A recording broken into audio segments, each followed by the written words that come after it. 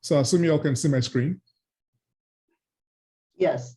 Do you mind if I Yes, okay. repeat that this is the July 2nd meeting? I forgot to hit the record button. Sorry, July 2nd meeting of the Tucson Hard Science Fiction Group, and we have Tosi Adegbija, and he is speaking on the thing you see there on the screen, and he's an outstanding professor from the Electrical and Computer Engineering Department at the University of Arizona. Fine. Now, finally turning it over to you. Thanks, Gloria. So again, thanks for having me back. I always enjoy interacting with you all, and it sucks that we can't be in person, but then one of the beautiful things about the technology is that we have someone from South Africa who is able to join us, quote unquote, in person. And that's part of what I think about a lot and what I talk about, how technology changes our lives and changes how we live and work and do business.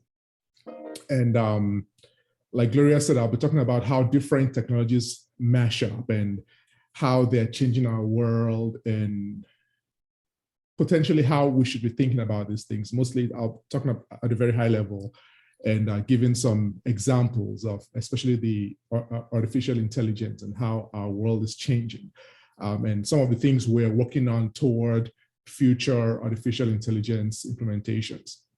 And as you can see here, I have my website there. And if I'm always happy to receive emails. If you have any questions or comments, feel free to send me an email. And if you see me out and about, I'd love to say hi in person.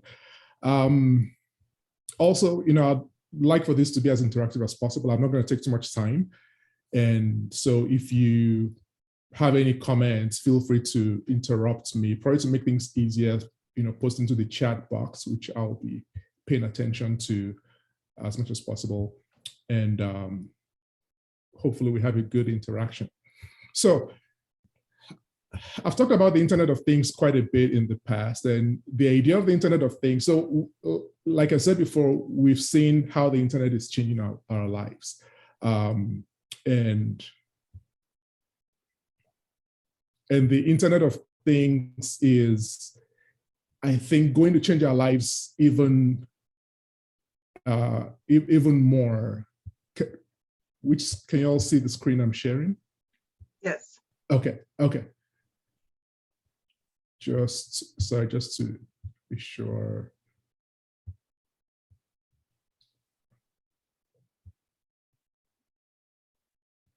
Okay, so the idea of the Internet of Things, as the name implies, is everything connected to the internet. One of the questions I get a lot is what things are connected to the internet? And the idea is everything can be connected to the internet. And that's the idea of the Internet of Things. And so it's the interconnection of devices that interact with each other in order to minimize the reliance on human beings for data acquisition, visualization, and use. And as the internet has changed our world, one of the amazing things about the internet is how much it has pervaded our everyday lives. And we take it for granted now, take for granted that I connect to Zoom and I'm able to see Ian and Nancy, and I'm able to speak with you all, or I send an email to Gloria and she receives it right away. It's just, amazing. And so in the same way, the Internet of Things will change the way we live and work. And I'm sure a lot of you have experienced the Internet of Things in your world. So these pictures just are some examples of how the Internet of Things is changing our world. So in my house, for example, I have the smart door lock, the smart thermostat. You have light. I can say let there be light, and there will be light.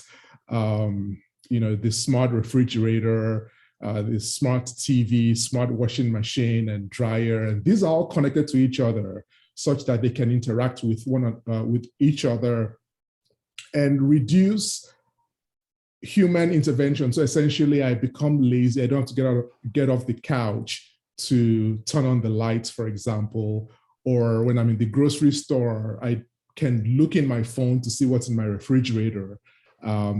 to determine if I have eggs or milk, for example. And that's what the Internet of Things. And you might be asking yourself, what is the difference between the internet and the Internet of Things? The Internet of Things is based on the same backbone as the internet. It's based on the internet, the interconnection of different devices. But then a major difference between the Internet of Things and the internet is that on the internet, human beings generate data. And so when you search for something on Google, for example, you see a bunch of results that go into many pages. Most people don't go beyond the first page on Google, but then there's several pages of results. And all of those results are generated by human beings, right? On the Internet of Things, the things generate data. And the idea is you have data being generated by these different things. So by your thermostat and by your light and by your refrigerator, and they can all interact with each other and make changes to make life better for you, ideally. There are some very good applications of the Internet of Things, which I've talked about in the past, things like healthcare and transportation and home automation and so on, that could make life much better for human beings. But then beyond the Internet of Things, I want to talk about the what I call the IoT abstraction. So typically what happens is that you have your edge devices. So these are your computers and your smartwatches and your smartphones, the devices that are closest to the data. And what typically happens with the Internet of Things is that the devices, and I will try to write. So the devices right here are able to communicate data with the cloud, and you may have heard of cloud computing. And so what happens, so when I send an email to Gloria, for example, what's actually happening is that I'm putting some message on some computer in the cloud. And when Gloria receives that message, what she's actually doing is accessing that data from some computer in the cloud. And the cloud is essentially, it's actually physical computers that are in some data centers. So for example, Google has data centers all over the world. Facebook has data centers all over the world. And they're essentially warehouses that comprise of computers, just regular computers like what we have, desktop computers, that store tons of information that we can all communicate with. The benefit of that is that on my edge device, on my smartphone, for example, I don't need to have, for example, Microsoft Word installed on my smartphone. If I don't have enough room for Microsoft Word, I can access Microsoft Word on the cloud, right? And it feels like I'm accessing it on my computer. There might be some latency issues there, but then I'm able to do things on my computer that I otherwise don't have the resources for. And that's what cloud computing enables on the Internet of Things. But then as you can see from this figure, the problem, so, first thing to note here is that the edge devices, these are the things that we interact with. These are the things that generate the data. The edge devices are so numerous, there's a lot of data being generated. And there are a few issues here. First of all, as you can see, there's billions of edge devices. And I think the last time I was with you all, I talked about how the prediction was that by 2020, there will be more than 25 billion devices on the Internet of Things. And I believe we've probably surpassed that by a lot by now. So you have all this data being generated, and sometimes we need the responses to be a lot faster. So like I said before, you're going to the cloud and then response coming back to your edge devices. We need the responses to be a lot faster. And so the edge devices are resource constrained. And so they don't have all the computing power that you need to perform a lot of the functions, especially for the more important applications like healthcare healthcare diagnostics, for example. Some of the work we are doing in my research lab is exploring, connected cities for healthcare, for better health outcomes among Tucson's senior population. And so one of the things we're interested in is how can we perform faster computation within the resource constraints of the edge devices. Again, the edge devices are the devices that are closest to the data. And so we create this abstraction of the Internet of Things. So you have the cloud, and then you have what is called the fog devices. So fog devices are some intermediate devices that are closer to the source of the data, and they enable you to send in. So instead of sending data to some cloud services that are far away, because the physical location affects the response time of computation. So instead of sending data to the cloud devices, you can send data to the fog devices, which have a lot more resources for computation. But then beyond that, and part of what I do research on, is what is called edge computing. And the idea is that instead of sending data all the way to the cloud or to fog devices, we're trying to equip the edge devices with better computation capability so that the edge devices can perform some of the computations on their own without having to communicate data. Because in general, in computing, communication is very expensive. And so we're trying to reduce how much communication we have to do. And this is one of the technologies that will help with the proliferation of the Internet of Things. And so the general idea here is that you have different kinds of computers, and I just wanted to briefly illustrate. I'm not going to go into any low-level details here, but then we have different kinds of computers on the Internet of Things that we are trying to equip the edge devices with. The edge devices range from things like your smartwatches to your computers to your smartphones to cars and so on. And we have different kinds of computers. So on the one end of the spectrum, you have application-specific integrated circuits. And these are essentially computers that are specific to the algorithm that they run. So they can only run one algorithm, and that's why they're called application-specific. But then they are extremely efficient for that one algorithm. On the other end of the spectrum is your traditional CPU, the central processing unit, or your general purpose computer. And the way I like to illustrate this is with specialists, right? A few months ago, I had my yearly physical checkup, and my new physician saw some weird results in my blood work. And he was concerned and referred me to a hematologist. Which was a little bit scary at first. But then the hematologist is a specialist who can tell what the issue is a lot faster than my primary care physician, who is what you call a general purpose doctor, right? And the hematologist was able to tell just by looking at the results and by looking at me that the numbers were normal. And so a lot of the normal ranges of blood work are for Caucasians, and Africans or Middle Easterns or Asians might have a different range that are normal. And the hematologist could tell that right away because he is specialized for understanding what happens with blood. So he's a specialist. And in the same way you have specialists in doctors that specialize with issues with the ear or issues with the nose or issues with the throat, for example.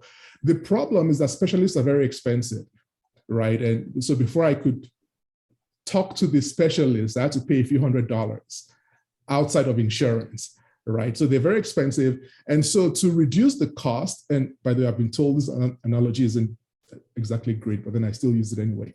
To reduce the cost, instead of having a different specialist for the ear, for the nose, for the throat, you have one specialist who specializes in a group of body parts that have similar characteristics. So that's why you, for example, have ear, nose, and throat doctors, otorhinolaryngologists, who specialize in a subpart of the body. You have, for example, nephrologists who specialize in liver, kidney, and so on. And so we're using the same idea with computers as well. So instead of having application-specific integrated circuits, which if you only used ASICs on your computers, if you had 100 applications, you need 100 ASICs. We're designing domain-specific architectures which are specified for a domain of workloads. And so what that means is, for example, if you're trying to perform some machine learning applications, which I'll talk more about in a bit, you have a computer that is a specialist for machine learning applications, right? And so that's part of what I do a lot of my research in what we call domain-specific architectures. And why is all this important? Why am I talking about edge computing and DSAs and so on? And the idea is that given the massive amount of data that will be generated on the Internet of Things and edge devices, we need more efficient ways to make sense of the data. And the efficient computation becomes the backbone of artificial intelligence and helps to grow artificial intelligence. Remember, the goal is to reduce reliance on human beings for data generation, interpretation, and use. So when we have all of these edge devices that are generating data, it becomes impossible for human beings to manually make sense of the data, right? And that's where artificial intelligence comes into play, right? And I realize that in a lot of cases, artificial intelligence is scary. So essentially computers that will take over the world, which I'm here to tell you that they will take over the world someday. That was a joke. They are not going to take over the world. But then essentially, artificial intelligence is any technique that enables computers to mimic human behavior. And again, like I said before, we are trying to develop computers or develop a system where we don't need to rely on human beings for making sense of data. As a subset and an important component of artificial intelligence, we have machine learning. So machine learning is a subset of AI where we use statistical methods to enable machines to improve with experiences. And so instead of explicitly programming my computer, for example, to recognize a dog, so say, for example, recognize 2 eyes, recognize a nose and a tail, and the computer is able to recognize that. But then the problem with that explicit programming is that if the computer sees a cat, for example, cats also have 2 eyes and a nose and a tail and fur, the computer thinks it's a dog. Instead of doing that, what we do is give the computer a bunch of data and allow the computer to learn on its own. So it extracts the features in the data. So you give the computer, tons and tons of data. It extracts the features such that when it sees a new picture, it's able to say, oh, that's a dog or that's a cat, right? And a subset of machine learning is what is called deep learning, where the computers become even more intelligent and they're able to learn more nuanced features in images, for example. And essentially it's and I'll talk more about neural networks in a little bit, but then it's a multi-layer configuration of neural networks that allows computers to learn more nuanced features. And the point of all of this is that machine learning is changing our world. Like I said, machine learning is the backbone of artificial intelligence, and it is changing our world in several different ways. In fact, machine learning has surpassed human performance in several tasks today, right? Like image recognition, for example. And I just want to give you some examples of how how machine learning, artificial intelligence is changing our world. This was a story that was out just last month. A Google engineer thought that the company's AI had come to life. And I imagine some of you saw this article and probably got freaked out about that. But then I'm here to tell you that, the AI has not come to life. Google has the advantage of having tons of data. They have tons of, very smart engineers and very good models, and they have tons of data. So what this AI does is it's a model that has been trained on trillions of words and is able to predict sequences of words based on inputs. And so as a result of that, the AI, you can interact with the AI. So, many of you have Google Home or Alexa, and you speak to Alexa and it responds to you. And all that is happening there is that it has trillions of words that it's been trained on, and it's able to, interact with you as if it's, as if you're interacting with a human being. So some of the ways in which AI is changing our world, robotics. So I have an older Roomba that runs into things and sometimes runs out of battery, and I have to physically lift it up and put it back in the charging station. But then the newer Roomba AI, and by the way, if you're not familiar with that, that's a vacuum cleaner that is automated. The newer Roomba AI is, or Roomba iRobot is AI automated, or uses AI to scan your room. It's able to identify obstacles, so you don't have to move things away from the Roomba. It remembers the most efficient routes for cleaning, so that the next time it's cleaning, it actually does a better job of navigating your house. It also can deploy on its own and needs no human assistance. So if it's about to run out of battery, for example, it goes back to the charging station and recharges, and then continues cleaning the house. Probably a more interesting example of robotics is this humanoid robot. And some of you may have seen this. Her name, or its name, is Sophia, not to humanize a robot, but then its name is Sophia, and it's developed to communicate efficiently with natural language and with facial expressions to convey human-like emotions. And I wanted to show you an example of, and I hope this works out. Can you all see the YouTube video? Okay. Sophia, when did you last lie? Can you hear that? Could you hear the YouTube video? Yes. Okay, good. Yes. Lie. Who or what is your greatest love? My creator, David Henson. He made me into who I am today. Don't tell him that, though. What is your happy place?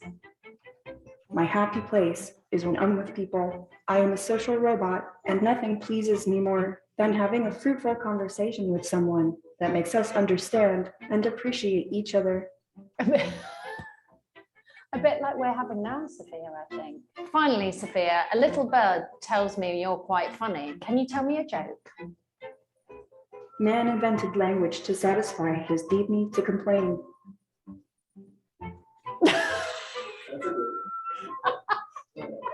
Thanks for joining me on my star list photo shoot. Now get out of here.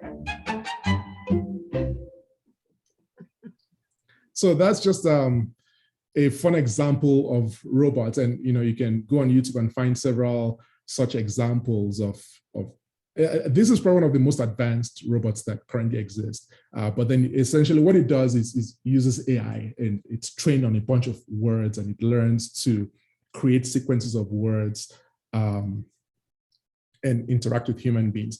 So other, potentially more useful applications include healthcare. There's lots of work going on. Artificial intelligence is used now for healthcare diagnostics, using machine learning, which, for example, can help pathologists to analyze tissue samples and make more accurate descriptions, more accurate diagnosis and prescriptions.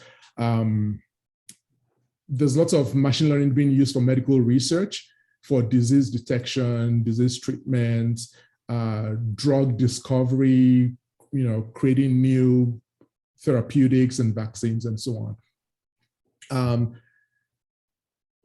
Self-driving robots is increasingly popular. So this was I was pretty obsessed with this actually for a while. These were robots that were on the University of Arizona campus, and they're essentially self-driving robots that deliver food. So, you order food on Grubhub, and the company puts the food in the robot, and the robot finds you. And it was really impressive. It's able to cross the street. It goes to the crosswalk, waits for the cars to drive by, and crosses the street. It's able to navigate pedestrians and so on. I too many times I would just stare at the robots doing their thing. But then again, the goal is to make life more efficient. Unfortunately, the robot was the University of Arizona discontinued their relationship with the company because it was a Russian company, and with all the sanctions and everything, they're not on campus anymore now. But then we also have self-driving cars. And if you go to San Francisco today, you can hail a taxi from the company cruise, and there'll be no driver in the car. And this happened earlier this year, where a cop pulled over a car, and there was no driver in the car. And when the cop walked back to their car, the car drove off. And you can find the videos on YouTube, but I didn't bring it up today, just in the interest of time. But then, arguably, driverless cars are going to be much safer than cars with human drivers, because they are less prone to errors like human beings are. They're less likely to drive drunk, for example. But then there are other applications that are even more common that we probably don't think about as much. So if you use Google Maps, for example, you're using artificial intelligence. When Google Maps tells you the fastest route to, wherever you're going to, or tells you that there's a stoplight or there's a traffic light in front of you, or that there's traffic somewhere, it's using artificial intelligence. E-commerce is also another popular one. If you've used Amazon, you've been impacted by artificial intelligence. So Amazon extensively uses AI for, apart from things like Alexa, the voice assistant, they use AI for product recommendations, warehouse robots. One of the reasons why Amazon is able to deliver things very quickly, so I order something today and it arrives tomorrow, is that they have warehouse robots that are able to grab, sort, and ship products. There's also web services that relies a lot on AI. So if you've used Zoom or Netflix, or the amount of services that rely on Amazon. So there's a service called Amazon Web Services. And most people don't realize just how many things rely on this one infrastructure.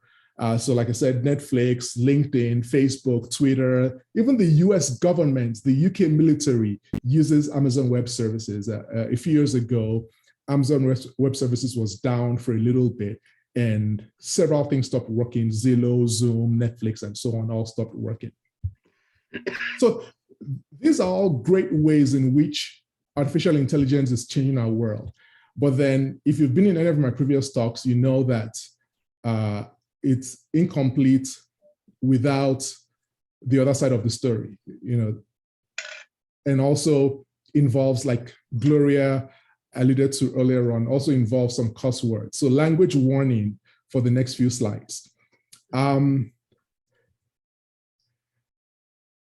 AI can go wrong as well, right? I talked in the past about, in the Internet of Things, we also have what we call the Internet of Shit, where you have a bunch of devices that are connected to the internet that don't need to be connected to the internet. So essentially the Internet of Things gone wrong. But then AI can also go wrong as well. And I have a few examples here. a few years ago, Microsoft had an AI chatbot that was trained to chat based on based on tweets on Twitter, right? And it's generated its own tweets, and the goal was for the chatbots to be able to tweet like a human being. Unfortunately, if you've ever been on Twitter, you know that Twitter is a cesspool of insanity. And so in less than a day, the Twitter chatbot began to tweet very racist things, right? And it went from tweeting things like humans are super cool to tweeting that Hitler was right. And it wasn't taught to tweet that. It just learned based on all the information it was getting from Twitter. And so that's one of the issues with AI. The quality of the artificial intelligence is driven by the quality of the data, of course, the quality of the model as well. But then the data has a huge impact on the quality of the AI. And part of a lot of research is going on currently to improve the kind of data on which artificial intelligence is trained. So to improve bias, for example, in data that is used for training artificial intelligence. There was this example of a robot that kept escaping from its creators in Russia. This was also back in 2016. An engineer left the gate open and the robot escaped from the lab and slowed cars to a halt and only was able to be quote unquote captured when its battery ran out. There was the case of the Uber self-driving car running a red light a few years ago. And more serious cases of where Tesla's autopilot crash killed people. So these are cases of where artificial intelligence can go wrong. And I think the point of this is that as much as I think that these technologies should be embraced, I think they should also be embraced with cautious optimism. I'm going to round off very soon, but then just talk about some of the, in 1 or 2 minutes, some of the directions in which we are going. So the title of the talk was, hardware brains. And again, that's not meant to scare anyone. The goal is to design more efficient computers that can make better sense of the massive amount of data that is being collected. The artificial intelligence is based on a lot of machine learning. Machine learning models are modeled based on the human brain, or animal brain, actually. They are motivated by animal brain. And essentially, we use what is called neural networks. Most models that perform machine learning today are called neural networks. And essentially, they're a collection of nodes or neurons that are connected by synapses to other neurons, and the neurons receive signals and process them and transmit the signals to other neurons. And then the output is computed by some activation function and enables the model to make a prediction. There are some weights assigned to the connection between the neurons, and the strength of the connections are based on the weights, and they are adjusted during the learning process. So there's a question: has there been any attempt to embed Asimov's 3 laws of robotics into AI? I have no idea. I don't know what Asimov's 3 laws of robotics is, so I can't answer that question. So anyway,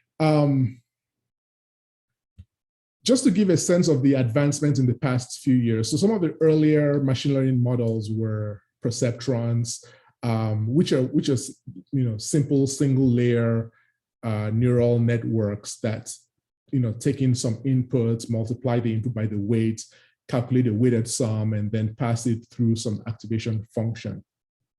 More recently, we have what is called artificial neural networks, which are generally deep neural networks.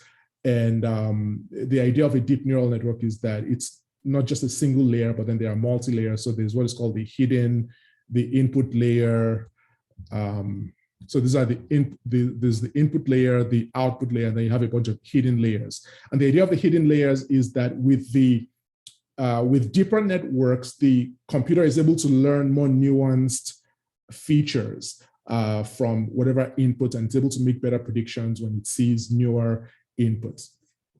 The problem with artificial neural networks is that there's a lot of computation involved. And like I said before, in edge computing, we are resource constrained. We don't have as much resources to perform machine learning on the edge. And so one of the things we've been doing lots of research on is what's called spiky neural networks. And the basic idea of spiky neural networks, again, I won't go into any low-level details, but then the idea is that instead of working with continuous numbers, as in regular neural networks, spiky neural networks use spikes, just like the human brain. So the communication of data between neurons in the brain are through spikes, which are spikes of current, essentially. And so we're looking at how to implement spiky neural networks. There's a lot of software models of spiky neural networks.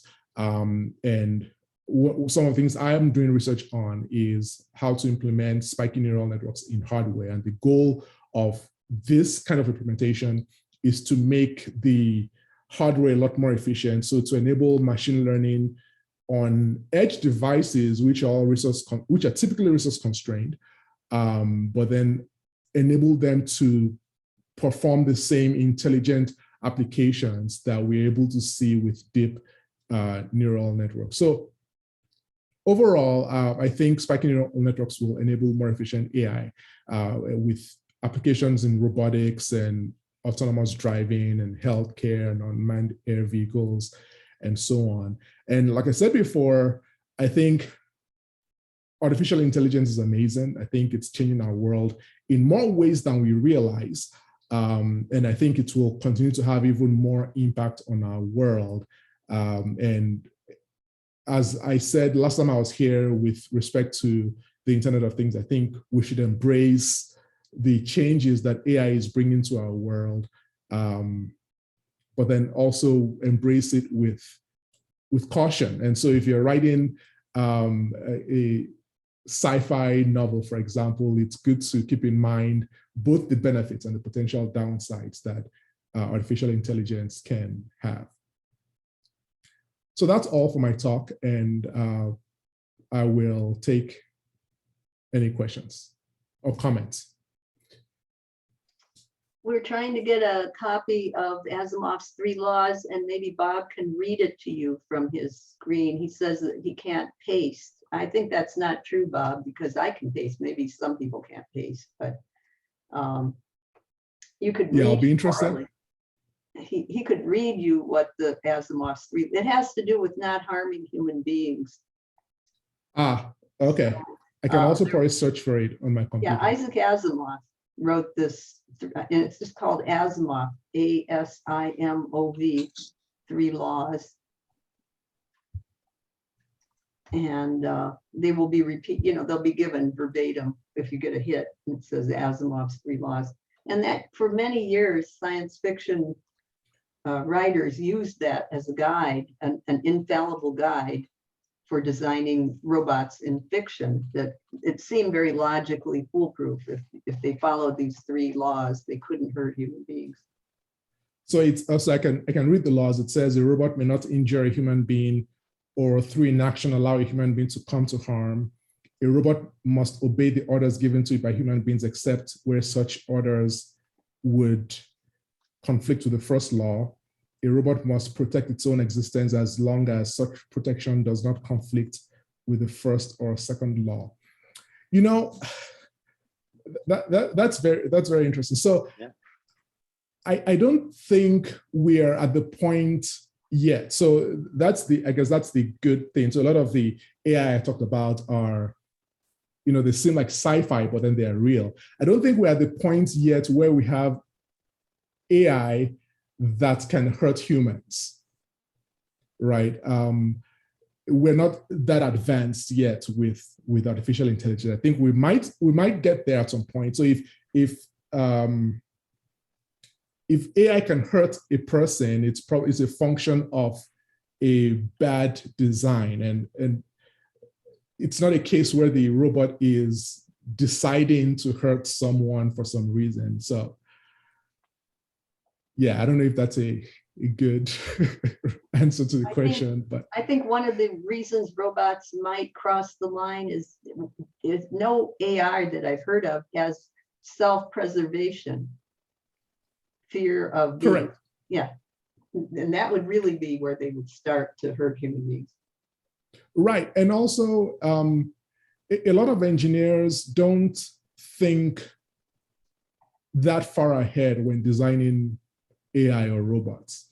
In fact, so it's a whole area of machine learning and artificial intelligence, the whole idea of ethics in the design of machine learning, essentially to create more awareness among designers to ensure that we design artificial intelligence and robots that are, ethical. So I think the bigger issue, apart from, robots that hurt humans, is more, maybe not necessarily injury in the physical sense, but then things like bias, for example. So there's been cases, for example, of where in machine learning is more likely to select a Black person as being, a criminal than a white person.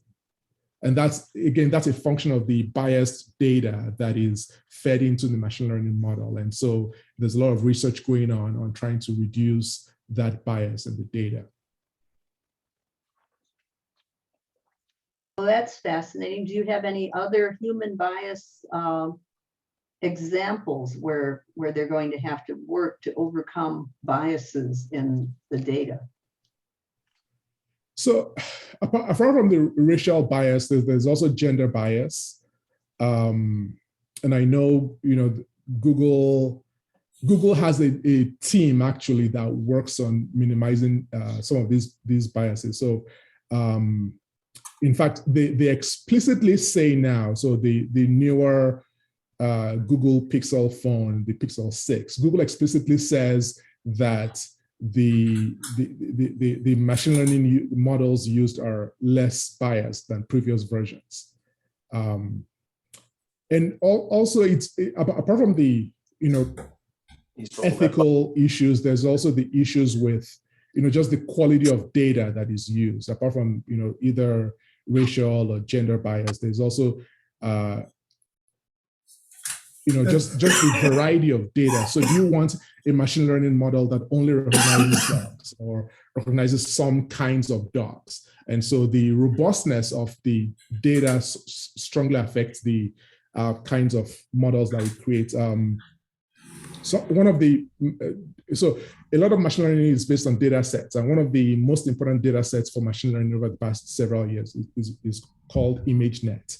And it contains 14, I think currently there is about 14 million different images in the data sets that machine learning researchers can use to train their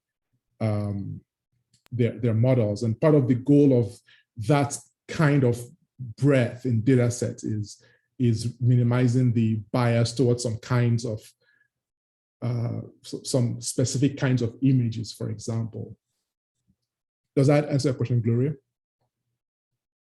I had to unmute myself. I've been trying to be good about remuting people who aren't talking. So everybody keep on top of this. If you're not speaking, keep your microphone muted. I was guilty of that myself. I was unmuted for a while when you were talking. So anyway, yes, I think that helps a lot. I didn't quite follow all the ins and outs of the thing that's on the screen.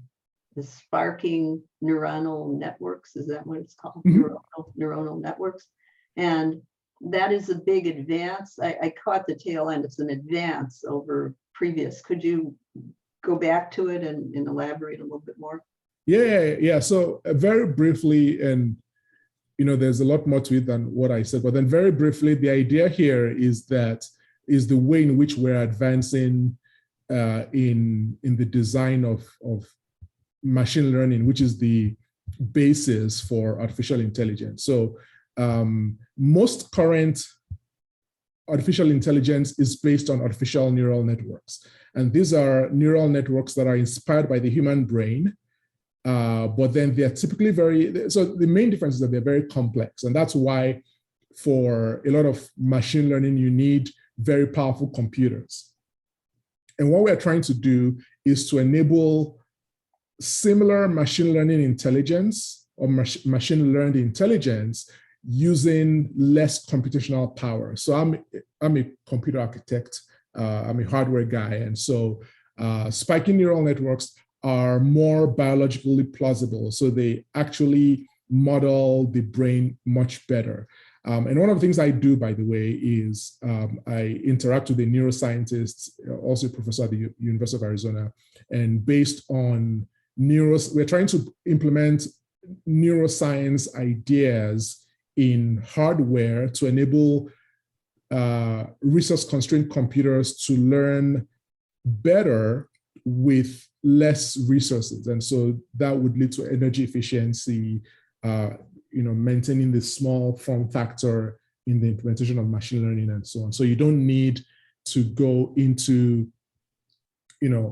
data centers to perform machine learning. So what level of animal is present day AI equal to cockroach, amoeba, worm? So I don't, so the neuroscientists that I interact, so I don't know for sure if there is an equivalence that can be drawn there. But I know that we're not anywhere near even rat intelligence, for example. And so the neuroscientist I work with works with rats. So he has, to my knowledge, the largest rat maze in the country. And so he attaches probes to their brains and has them navigate mazes and studies how their brains fires. In terms of efficiency, so we're not anywhere near the human brain, for example. So one of the goals, for example, is that the human brain consumes about 20 watts of power in, the human brain consumes 20 watts of power for all the computation it does. And we're not anywhere close to that. And so that's that's the point of, putting this picture there. But then New York rats are incredible. So the name of the researcher is Jean-Marc Fellou. I'll put his name in the chat box. Thank you very much. He's a lot of fun. I like him a lot, and I think you'll enjoy hearing him speak.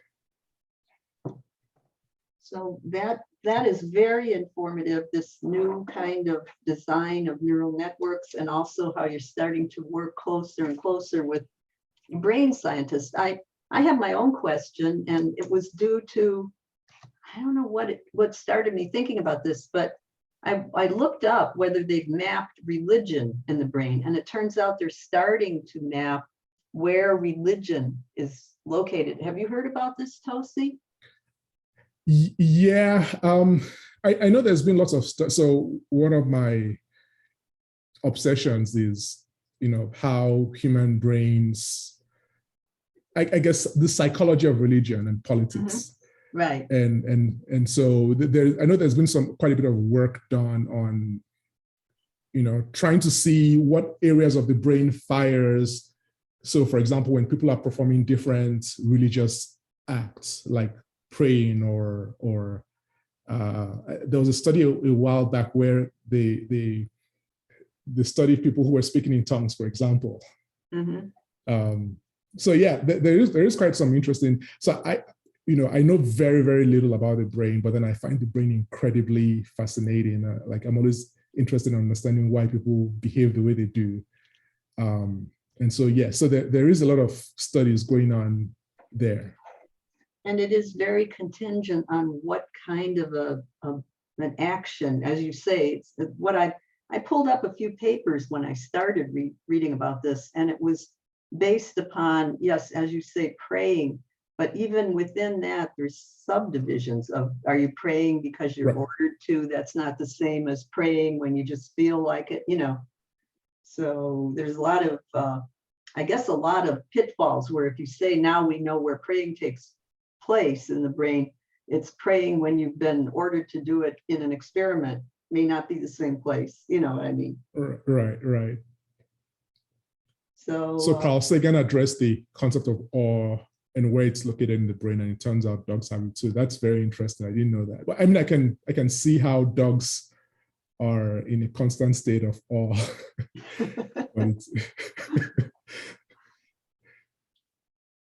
anybody else have some questions? I mean, just the dimensions of possibilities for science fiction plots here are growing. Yeah, this isn't a question, but I have an old book on my shelves. It's the name is The Youngest Science, but the guy wrote it in 1983, so it's a little bit older. And he is or was a doctor. He worked in a lot of things, including neuroscience. And one of the chapters in this book is about artificial intelligence, or at least how he as a doctor saw it in 1983. And he didn't think much of it because his brain was capable of doing all kinds of things, like forgetting his philosophy classes from college and where he'd put his keys and things like that. And he didn't see the computers would ever be able to forget important things and remember unimportant things like like he did. He thought that would be, maybe that computers would do amazing things that our brains could never do, but that the human brain would remain a total mystery because of all these weird things that that he would see, human brains in his work doing. And so I will put into the chat the title of this book, and like the pages where he's talking about artificial intelligence as seen from 1983. Yeah, thank you. And it's oh, go ahead. No, I was just going to say that that's actually a major area of research in machine learning now. Really, how to forget teaching the models how to forget, because there's something called catastrophic forgetting in machine learning models, where if you train a machine learning model with a bunch of data and then they see new data, they forget everything they learned before. So essentially forgetting everything.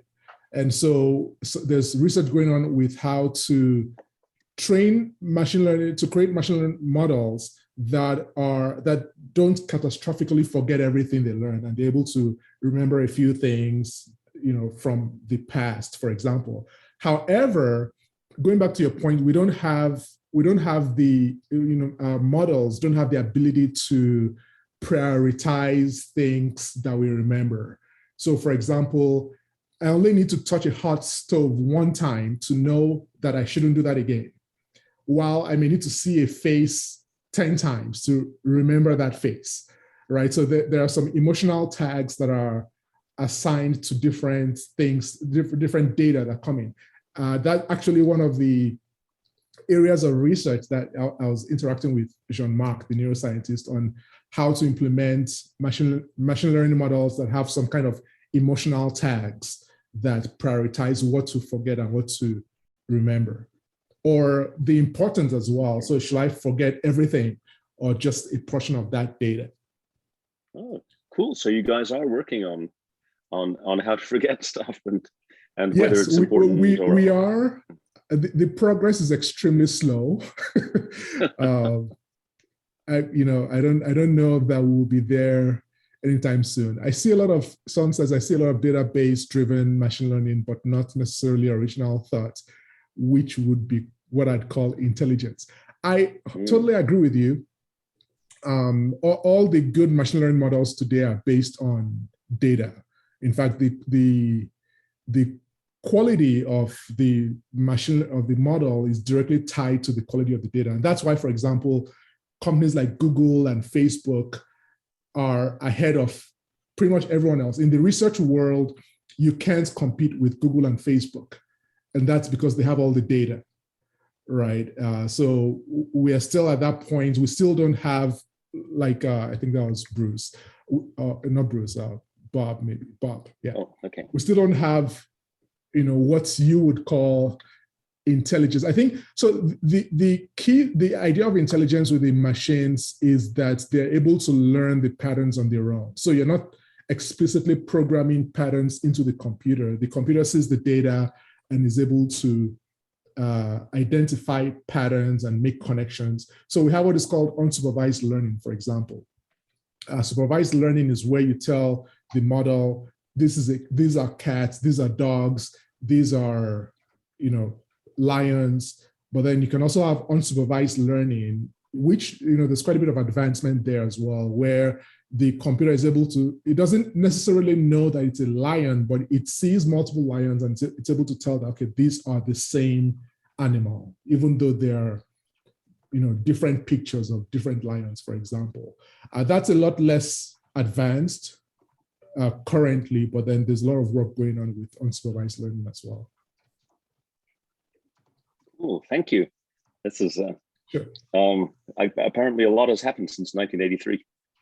Yes, so it's actually quite incredible. I can't keep up with the advancements in machine learning. There are, I looked a few days ago, there are, between 30,000 and 90,000 papers published every year in machine learning. Wow. Every single year. So it's just incredible how much work is going on in the area. Yeah, we need AI to understand the research in AI. Correct. I know. There's been some work using AI to publish papers, to generate research papers based on AI, and there's been some funny, interesting work on that. So there's a question, the kind of associative learning that artists do is also called creativity. They make uncommon connections and associations between things thought to be unquantifiable. Can you speak to any of this creative thinking or creative associations of the brain in humans? So I'm probably not the best person to ask about the brain in general, because I still know very little about the brain. But then one of the things I've been thinking about recently, actually just had a paper submitted a few weeks ago about, it has to do with data, but then essentially how can we create machine learning models that are more creative? And I was thinking of this in the context of jazz music, for example. So I'm a jazz musician, I'm a very bad one. And essentially exploring how we can learn from jazz improvisation to create machine learning models that are able to improvise, essentially generate new data based on previously learned data. And one of the things I was doing there was looking at what kind of data does a jazz musician use to learn and then create new data based on the previously learned data. So essentially so even for human beings to be creative, you need some base of information, some previous data that you've had, some experience essentially. And our current machine learning models are not creative. And I think that goes back to Bob's point earlier on, that the computers are not exactly intelligent as you would define human intelligence. But then that's definitely a direction we're trying to go in. We're not anywhere close to creating creative computers, but then we're trying. I know that doesn't answer your question, Gloria, but yeah. Let me jump in really quickly. Tosi, a few months ago, we had a speaker from the psychology department talking about creativity. Do you ever work with Jessica Andrews-Hanna? No, I don't know who that is. Okay. Well, Gloria, let's get these geniuses' heads together and see what sparks happen. Jessica what? What's her last name? It's hyphenated Andrews-Hanna. And I think Hanna is Hanna, so only one H. Okay, I'll look her up. Yeah, she talked about creativity is pretty mysterious, even to the psychologists. It is, yes, it is very mysterious. Speaking of which, so I guess Gloria's question: as a jazz player, do you play based upon the unconscious? Does that add a level, not just conscious? So yeah, so if I understand what you mean by the unconscious, I assume you mean like improvisation without actually thinking very much about what I'm playing. I'll say yes and no, because I know jazz chords. I'm conscious about the jazz chords that I use. But then sometimes, because you've played so much, you've played certain progressions so much, it almost comes naturally, where you make some transitions that you're not consciously thinking about, right? So I think I don't know, again, I guess a psychologist will know better what I'm doing when I'm playing, but then I think it's a mix of, consciously selecting what chords to play, and then unconsciously, combining the chords together.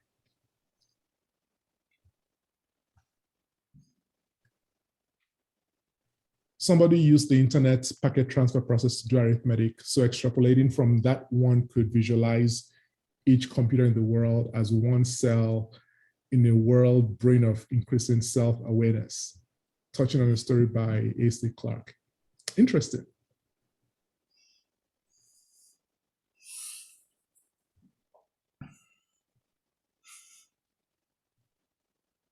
Lewis, okay. The youngest science, notably medicine watcher. Thanks for that, Bruce. Oh, yeah.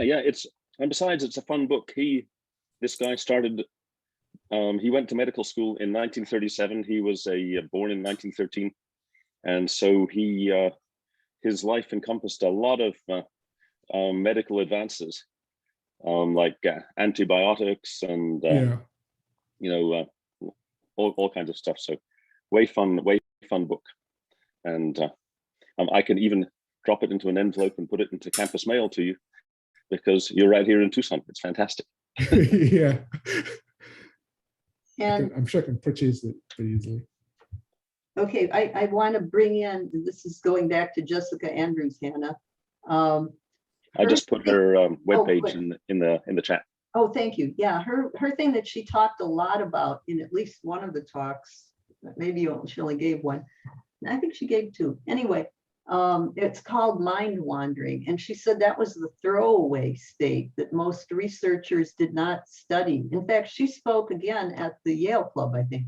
It was the state that they only used to study focused attention on a task. And then this was like the byproduct. They didn't study it. So then she did her research on this mind wandering state. And then sometimes the negative version would be called brooding, where you get stuck in it and it's causing anxiety. But when it's just free floating, and maybe the mind wandering state has something to do with your in between when you play jazz. That's what I wanted to bring up. And her book, yeah, possibly, yeah. There's a book, it isn't by her, it's by a woman whose name is Cecilia, let me get this right, at Oxford, and it's called Cognitive Gadgets. And I recommend that book, and if you'd like to borrow my copy, I don't know if the U of A has it online, I think, I'm not sure. But what that is very interesting. It takes a different view than all this nurture versus genetic arguments going on. And it does favor a little bit more environmental influence once you're born and things that you're exposed to than just it's all hardwired. But she grants, and she's a cognitive psychologist at Oxford University, grants that a lot of it is due to hardwiring. And I think that's pretty well documented. There are certain functions that are up for grabs. I guess both camps are arguing about them. And she goes into those different parts of the brain. So I think those two things might be interesting as you get into the more creative brain and brain making unusual connections. And I know I'm an artist, and on all my friends that are writers and artists, we all feel it's not quantifiable. We're calling out to somewhere when we're making unusual connections, because all the engineering types and science types are very linear in our estimation, and that's not true either. But much more linear than we are. Our brains thrive on, where'd you get that? You say A, and my husband Bob would say B. I would say cue, you know, you go, where did you get that? You're always mind wandering. So it is a definite difference in brain routines that artists get into versus people in the more structured, I don't know how to put it, structured or linear, but what you said about, and I'm not going to rattle on here, but what you said about music is true too, that music has this linear quality to it, that you have progressions and you have chords, and you know, that you can't just do anything when you're playing jazz. So there are constraints. There's a lot of math and music types out there, and I believe we're just doing exactly the same thing with our brains. It's just we're doing different things with our fingers. Mhm. Yeah. That's an interesting way to put it. Sure. I'd like to ask Painters, Tosi you a know. little bit about Oh, go music, ahead. if you don't mind. Sorry, could I ask Tosi a little bit about music? I in this village have got a friend who is what he calls a writer. He can listen to music and he can write it down, which is an amazing talent, but he cannot improvise. He is unable to do anything which he has not heard or which is not presented in front of him in sheet music. And I feel he's losing out a lot in life, even though he's transcribed jazz pieces perfectly and reproduced them. He's not getting the fun of improvisation, the fun of creativity. He's merely a technician, I'd put it. Now, I'm interested in the bigger picture of this too. How can we get students to get out of their rut they're in and become not just technicians, but become scientists and creators and authors of things which haven't existed and are only figments of our mind at this stage and can become reality eventually? You know, that's a, yeah, my mind is going crazy right now. That's a very interesting, so first of all, that's a very interesting talent to have. Yes. So it's called perfect pitch, actually. So where a person can hear something. Well, it may be something different, because so perfect pitch is where you can hear something and then play. Does this person play the Yes. musical instruments? You can write it down straight away, or you can tap it out on the keyboard as well. I see. So Okay. What's amazing too is you can hear two notes simultaneously and say that those are a fifth apart, or those are a third apart, and he can hear chords and write the chord down. Now that is a good talent, I must say. Right. And yet he and his wife's a piano teacher, and she can teach people to take what's on the piece of paper and transcribe it onto the keyboard. But she also can't create music out of her own head. It's got to be on the piece of paper, in her case, or on the audio recording in her husband's case, for them to be able to make any type of music. They can't even whistle a happy tune that nobody's whistled before. That's not possible. Yeah, you know, so I wouldn't have a good answer to your question, because, you know, thinking about it, right? So I improvise music as well. I'm able to listen to music and reproduce the music on the piano, but then I'm able to play new, like I can sit down on the piano and play something completely new that I've never played before. But I've actually, so I've never thought in detail about how I'm able to do that or why I'm able to do that. I think it definitely comes with, you know, lots of, I've been playing since I was 8 years old, and I'm 38 now. So I've been playing for 30 years. But then I think it comes with knowing the structure. So like Gloria said earlier, there's the chords, the arpeggios, the scales, the progressions, and then knowing how they interact with each other. And that's actually the motivation behind some of the paper I just submitted, you know, understanding how these different fundamental components interact with each other. So instead of, so if you're trying to learn how to play jazz music, for example, instead of listening to a bunch of jazz music first learn the fundamentals and then listen to jazz music to learn how those fundamentals interact with each other, and then,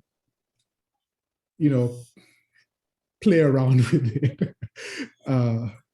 So you'd advise our engineers, for example, to first of all work out how the integrated circuits work and what the theories behind them, and all the Boolean algebra, and only then afterwards try thinking of how to break out of that box and Right.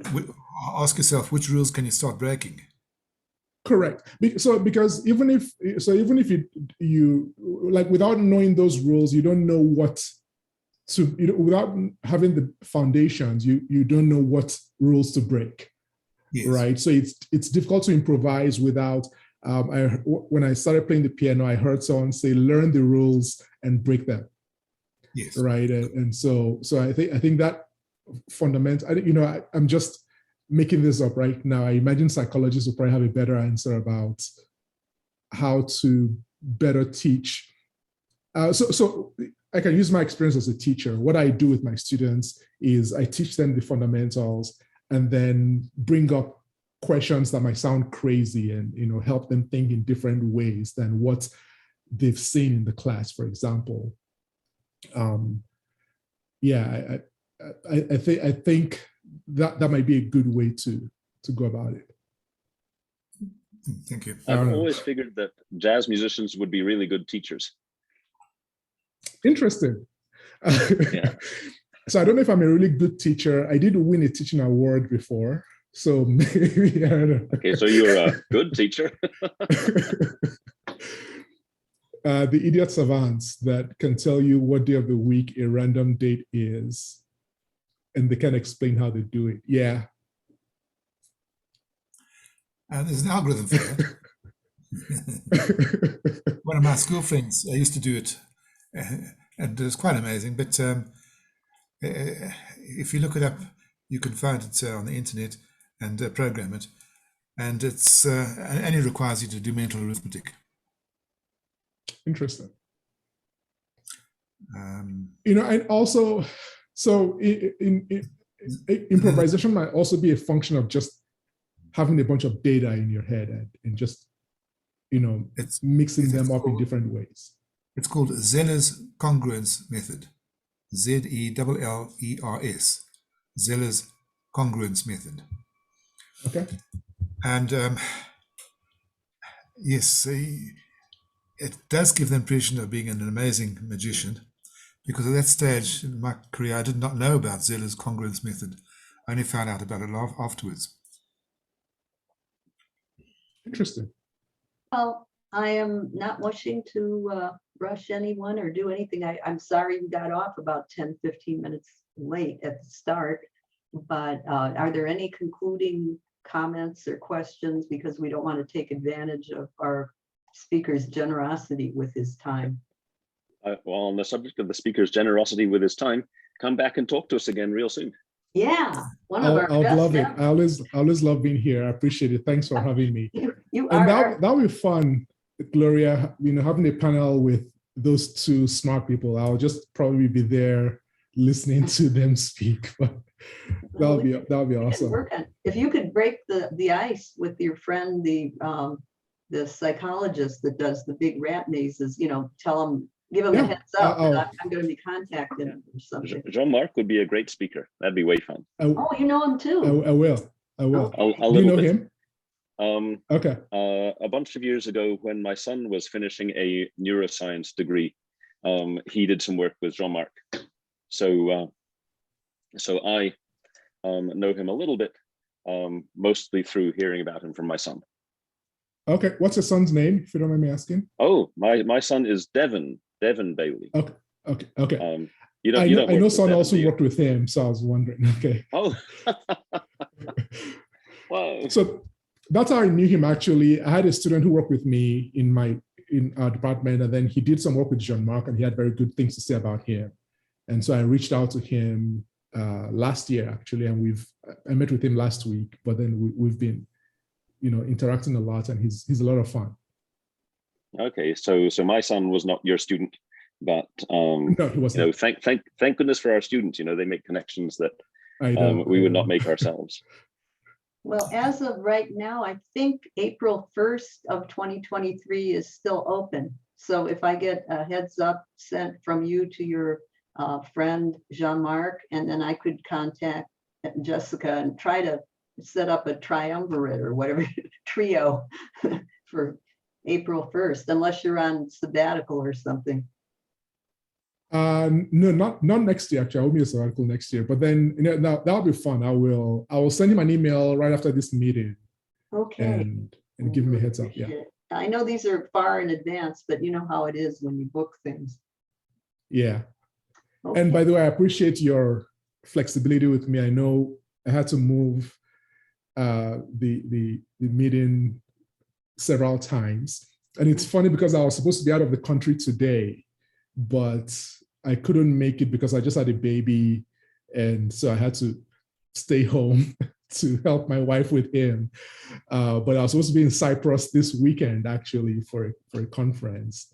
Congratulations to you. Congratulations. Thank you. Well, and to your wife, of course. Yes, thank you. It's the first, so it's What's the it's baby's fun. name? His name is David. Ah, He's a really cute little monster. I'm sure you're studying poor David from every angle. I am. Hey, well, this is very good news. Yeah. In 30 years, Tosi, your son will be telling you all kinds of exciting things about his research. I know. I know. All right, folks, I hope you had a very good meeting. We certainly did at this end, and we look forward to seeing you next time. Let's see if I can fish it out here. Next time we had Ben Kuipers. He's another electrical engineer, my God. And he's going to be talking about robots having their own ethics, and if we take, robots as people, giving them human rights. So I hope you'll all tune in. Meanwhile, don't worry that it's small Tosi, because it's going right. It's going to be transcribed right into our YouTube channel, and we'll get a lot more viewers. It was a lot of fun. Thanks for having me. You're welcome. Well, I'll say goodbye, everyone. Bye-bye. Bye, everyone. Bye-bye. Bye.